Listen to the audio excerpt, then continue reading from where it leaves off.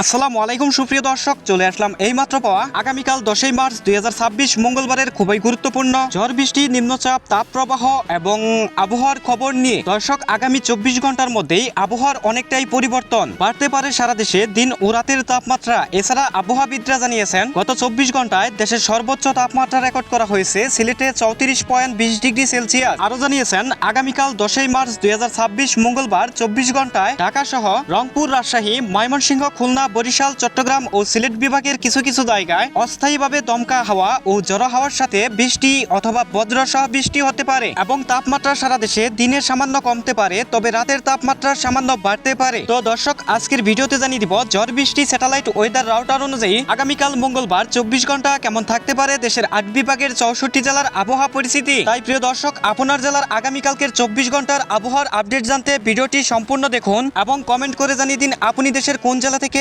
আজকের এই মুহূর্তের আবহাওয়ার খবর দেখছেন এবং এই মুহূর্তে আপনার জেলার আবহাওয়া পরিস্থিতি কেমন, এবং চ্যানেলটি সাবস্ক্রাইব করে পাশে থাকা বেল আইকনটি অন করে রাখুন। এবার জেনে নেওয়া যাক এক নজরে। দর্শক, এবার সরাসরি চলে আসলাম মেঘ বৃষ্টি স্যাটেলাইট রাউটারে এবং এই মুহূর্তে দেখতে পাচ্ছি আগামীকাল 10ই মার্চ 2026 মঙ্গলবার সকাল 5টার দিকে হালকা থেকে মাঝারি ধরনের বৃষ্টি এবং বজ্রসহ বৃষ্টির সম্ভাবনা রয়েছে রংপুর বিভাগের পীরগঞ্জ, দিনাজপুর, গোরাঘাট এবং রাজশাহীর এদিকে মহাদেবপুর, পাবনা, শাইলকুপা, এদিকে রয়েছে খুলনা, সাতক্ষীরা, সেকান্তপুর এসব অঞ্চলে, এবং সেই সাথে বরিশাল বিভাগের বরিশাল, বুলা, পিরিজপুর, মাতবাড়িয়া, লালমোহন, মতিরহাট, শ্যামবাগ এবং চট্টগ্রাম ও সিলেট বিভাগের অধিকাংশ অঞ্চলের আকাশ আংশিক মেঘলা থাকতে পারে। এছাড়া দেশের অন্যান্য অঞ্চলের আকাশ মঙ্গলবার সকালের দিকে পরিষ্কার থাকার সম্ভাবনা রয়েছে। এবং প্রিয় দর্শক, মঙ্গলবার সকাল 10টার দিকে আসার পর দেখতে পাচ্ছি 10টার দিকে ঢাকা সহ খুলনা, বরিশাল, চট্টগ্রাম, ময়মনসিংহ ও রংপুর বিভাগের অধিকাংশ অঞ্চলের আকাশ আংশিক মেঘলা থাকতে পারে এবং সেই সাথে রংপুর বিভাগের দিনাজপুরে হালকা বৃষ্টি হতে পারে এবং ঝড়ো দমকা হওয়ার সাথে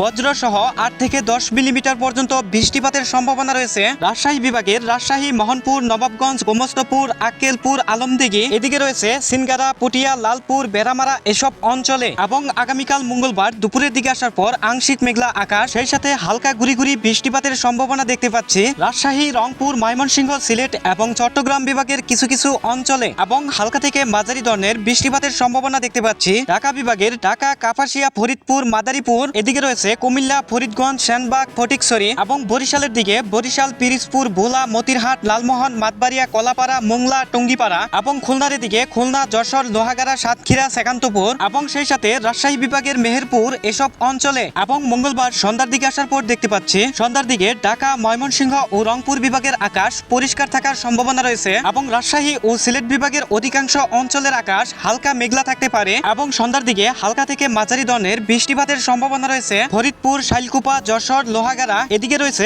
বরিশাল বিভাগের মতিরহাট, লালমোহন, মাতবাড়িয়া, কলাপাড়া এসব অঞ্চলে। এবং মঙ্গলবার মধ্যরাতের দিকে আসার পর দেখতে পাচ্ছি মধ্যরাতের দিকে দেশের সবগুলো অঞ্চলের আকাশ একদম পরিষ্কার, দেশের কোনো অঞ্চলের কোথাও বৃষ্টিবাহী মেঘ অথবা মেঘলা আকাশ থাকার সম্ভাবনা নেই। এবং শেষ রাতের দিকে আসার পর দেখতে পাচ্ছি মঙ্গলবার শেষ রাতের দিকে দেশের কোথাও কোনো বৃষ্টিপাতের সম্ভাবনা নেই, তবে সারা দেশের দু এক অঞ্চলে ভোরের দিকে হালকা কুয়াশা পড়তে পারে। দর্শক, এই ছিল আমার কাছে আগামীকাল 10ই মার্চ 2026 মঙ্গলবারে 24 ঘন্টার খুবই গুরুত্বপূর্ণ ঝড় বৃষ্টি, নিম্নচাপ, তাপপ্রবাহ এবং আবহাওয়ার খবর। দেখা হবে আগামীকালকের গুরুত্বপূর্ণ আবহাওয়ার ভিডিওতে। ভালো থাকুন, সুস্থ থাকুন, ধন্যবাদ।